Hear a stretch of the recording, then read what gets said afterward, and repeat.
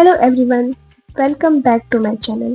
आज हम बात करेंगे कि नॉट सेट 10 के लिए हमें क्या स्ट्रेटेजी फॉलो करना है कि इन बचे हुए 80 डेज में आप अपने सिलेबस को भी कवर कर लो, एटलीस्ट 2 या 3 टाइम्स रिवीजन कर लो और साथ में टेस्ट भी दे पाएँ।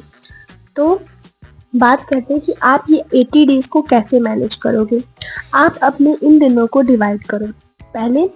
सबसे पहले आप नोट्स के लिए 2 डेज, लगभग 20 to 25। अगर आपका पहले अच्छे से कॉन्सेप्ट क्लियर है तो आप कम भी दे सकते हो, या फिर आपके पास पहले से नोट्स अवेलेबल है तो आप उस हिसाब से अपने डेज को कम कर लो। अगर आपके पास नोट्स अवेलेबल नहीं है तो सबसे पहले आप अपना कॉन्सेप्ट बिल्ड करो। तो अप्रॉक्स आप 20 to 25 डेज लो, ठीक है। अच्छे से नोट्स बनाओ, या तो आप किसी कोचिंग को प्रीफर करो। वैसे मैं यहाँ किसी कोचिंग को प्रमोट करने नहीं आई हूँ, लेकिन हाँ, अगर आपको लगता है कि नहीं मतलब मेरा कॉन्सेप्ट सही नहीं है या फिर मेरे कॉन्सेप्ट क्लियर नहीं है तो आप किसी कोचिंग को फॉलो कर सकते हो। जैसे मैंने अपने टाइम पे एनएलएम फास्ट ट्रैक लिया था, टीएनसी भी बहुत अच्छा है और मतलब और भी बहुत से नर्सिंग क्लासेस चल रहे हैं। तो आप कहीं से भी अपना एक नोट्स बिल्ड करो, उससे आपका क्या होगा, राइट डायरेक्शन मिल जाएगा कि आपको क्या चीज़ मल्टीपल टाइम पढ़ना है, किस टॉपिक को ज़्यादा प्रीफर करना है, ठीक है। उसके बाद आप इस 25 डेज के बाद अप्रॉक्स आपका मिड फेब आ जाएगा। उसके बाद आप शुरू करो अपने बुक सॉल्व करना। बुक्स में मेनली आप टारगेट हाई और एनक्लेक्स सॉल्व करो। एनक्लेक्स में याद रखो कि आपको उसका नोट्स पढ़ना है, क्योंकि एनक्लेक्स का जो पॉइंट होता है ना, वो बहुत ही मतलब बहुत से डायरेक्ट क्वेश्चन आते हैं, डायरेक्ट उसके फिगर आते हैं। तो सारे फिगर देखने हैं, जितने भी बॉक्स हैं एनक्लेक्स में, वो सारे बॉक्स को आप या तो रट लो डायरेक्ट बुक से, या फिर उसके शॉर्ट नोट बना लो, वहाँ से याद कर लो। उसके बाद जितने भी उसके लास्ट में 20 क्वेश्चंस हैं उसको अच्छे से सॉल्व करो, उसके कॉन्सेप्ट को पढ़ो, उसके एक्सप्लेनेशन को लिख लो, लिख के याद कर लो, ठीक है। उसको अच्छे से सॉल्व करो। उसके बाद लास्ट में उसमें एनेक्सर दिया रहता है। तो एनक्लेक्स बुक आपकी सौंदर्य की बहुत ही इम्पॉर्टेंट है टू क्रैक दिस एग्ज़ाम। तो आपको उसके सारे नोट्स पढ़ने हैं, ठीक है। मेडिसिन वाले पार्ट, उसके हर एक चैप्टर के बाद एक मेडिसिन का चैप्टर होता है, वो मेडिसिन का चैप्टर अच्छे से पढ़ना है, उसके 20 क्वेश्चंस अच्छे से लगाने हैं, एनेक्सर पार्ट अच्छे से लगाने हैं, ठीक है। तो ये आपको कंटिन्यू, इस दोनों बुक को आपको कंटिन्यू फॉलो करना है, मतलब कंटिन्यू आपको रखना है जब तक आपका प्री ना हो जाए। हर बुक को अच्छे से कॉन्सेप्ट को क्लियर करते हुए लगा लो। अब बात करते हैं हमारे कि हमें कब से मॉक टेस्ट देना शुरू करना है।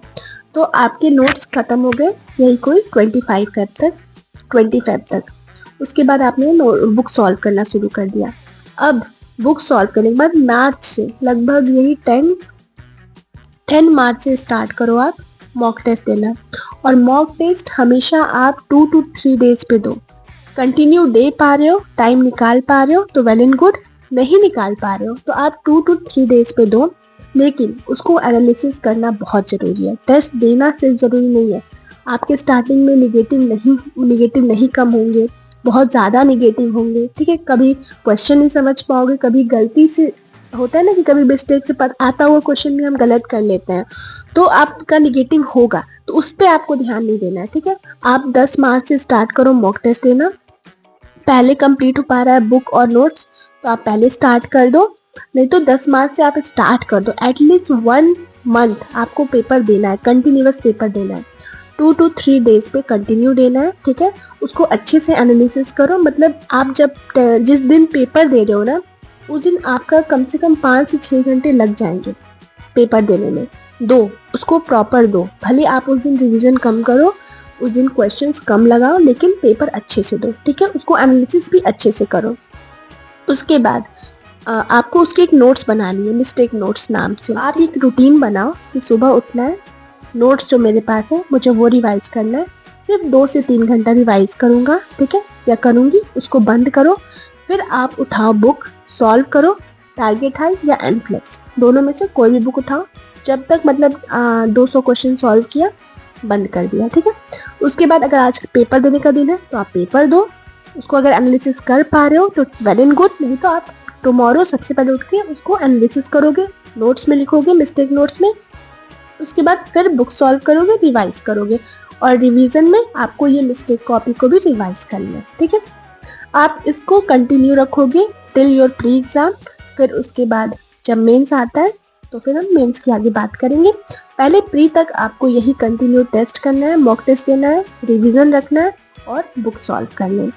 अगर होता है कि बहुत से ऐसे एस्पिरेंट होंगे जिनकी प्री निकल गई होगी बट मेंस नहीं निकला होगा, तो आप ऐसा करो, जब भी आप पेपर दो, जब भी मॉक टेस्ट देना शुरू करो मार्च से या फेब से, जब भी आप देना शुरू करो, क्योंकि आपके पास ऑलरेडी कॉन्सेप्ट बिल्ड है, आप प्री निकाल चुके हो, आप कहीं ना कहीं निगेटिव ज़्यादा कर रहे हो या कुछ कॉन्सेप्ट कम है जिसकी वजह से आपका मेंस नहीं निकला है।